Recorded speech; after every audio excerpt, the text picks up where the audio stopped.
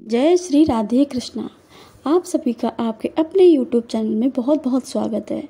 आप सभी को एकादशी की बहुत बहुत शुभकामनाएं।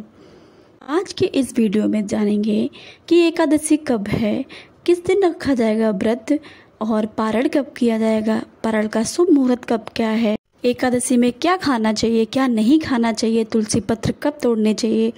तो ये सब जानकारी इस वीडियो में, वीडियो को आगे तक देखते रहिए।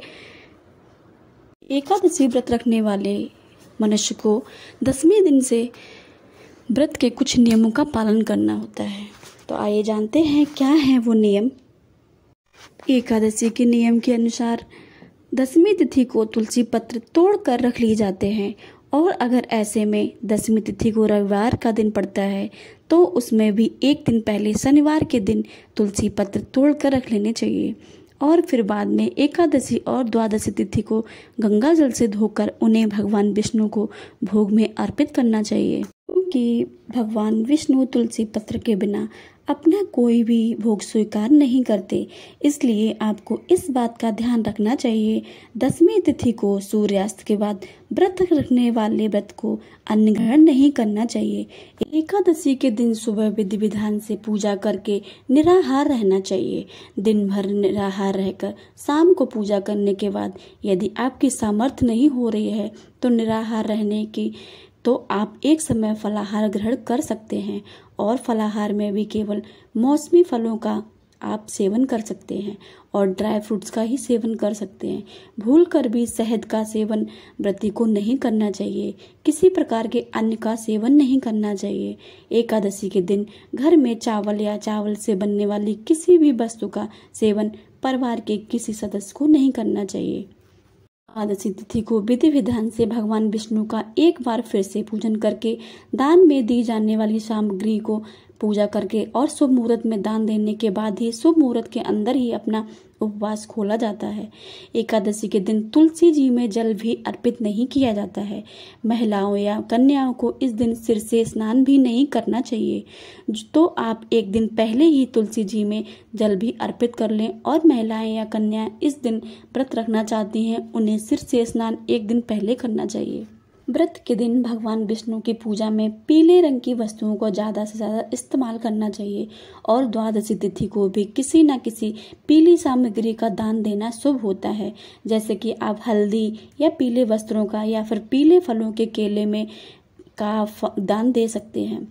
इस बार एकादशी की तिथि आरंभ होगी 2 जून रविवार की सुबह 5:05 से पहले तक 10वीं तिथि रहेगी और एकादशी की तिथि समाप्त होगी 3 जून सोमवार की सुबह 2:04 पर। क्योंकि एकादशी की तिथि इस बार 2 दिन रहने वाली है, ऐसे में इस बार दोनों ही दिन एकादशी का उपवास रखा जाएगा। 2 जून रविवार का पड़ने वाला एकादशी का व्रत 10वीं तिथि युक्त एकादशी का रहेगा और ऐसे में जो भी ग्रस्त जन हैं वह उस दिन उपवास रख सकते हैं। लेकिन जो वैष्णव लोग होते हैं या जिन्होंने गुरु मंत्र की दीक्षा ली होती है उन्हें द्वादशी तिथि मिली हुई एकादशी का व्रत रखना चाहिए। ऐसे में आप चाहें तो 2 जून रविवार का व्रत भी रख सकते हैं, लेकिन मोक्ष प्राप्ति इच्छा रखने वाले सभी भक्तों को द्वादशी तिथि युक्त एकादशी का व्रत ही रखना चाहिए। इसलिए इस बार 3 जून सोमवार को भी एकादशी का व्रत रखा जाएगा। वैष्णव एकादशी होगी। इस दिन भले ही एकादशी तिथि सुबह समाप्त हो जाएगी, लेकिन यह एकादशी बहुत ही शुद्ध एकादशी मानी जाती है। व्रत रखते समय आपको इस बात का ध्यान रखना चाहिए कि अगले दिन द्वादशी तिथि पर सुबह के समय ही हरिवासर ना हो। यदि सुबह के समय हरिवासर होता है तो उस समय व्रत नहीं खोला जाता है। हमेशा हरिवासर समय पर समाप्त होने के बाद ही व्रत खोला जाता है। ऐसे में अगर आप 2 जून एकादशी को व्रत रख रहे हैं तो आपको 3 जून को थोड़ा देर से व्रत का पारण करना होगा। द्वादशी तिथि प्रारंभ होगी 3 जून सोमवार की सुबह 2:42 से और इसी के साथ हरिवासर का भी समय शुरू हो जाता है।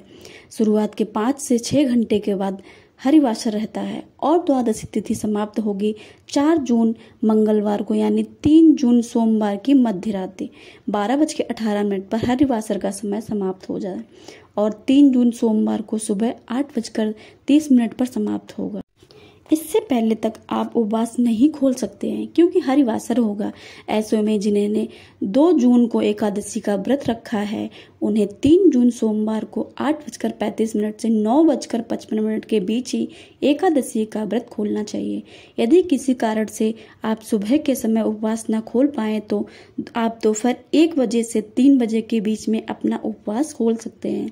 और जिन्होंने 3 जून सोमवार को वैष्णव आपरा एकादशी का व्रत रखा है वे 4 जून को मंगलवार को सुबह 5:40 से 6:20 के बीच में आप अपना उपवास खोलेंगे। इस समय आपको अपने व्रत का पारण करना होगा।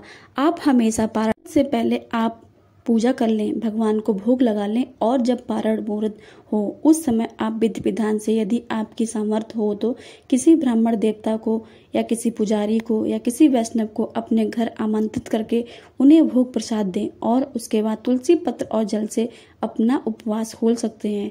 यह थी आज की वीडियो। इस बारे में और अधिक जानने के लिए हमारे चैनल पर आने वाली अगली वीडियो को जरूर देखिएगा। आपरा एकादशी की व्रत की कथा सुनने के लिए हमारे वीडियो पर लगातार बने रहिए, हमारे चैनल पर लगातार बने रहिए। तो मिलते हैं अगली वीडियो में, तब तक के लिए जय श्री राधे कृष्णा। आप सभी को एकादशी की बहुत बहुत शुभकामनाएं। धन्यवाद।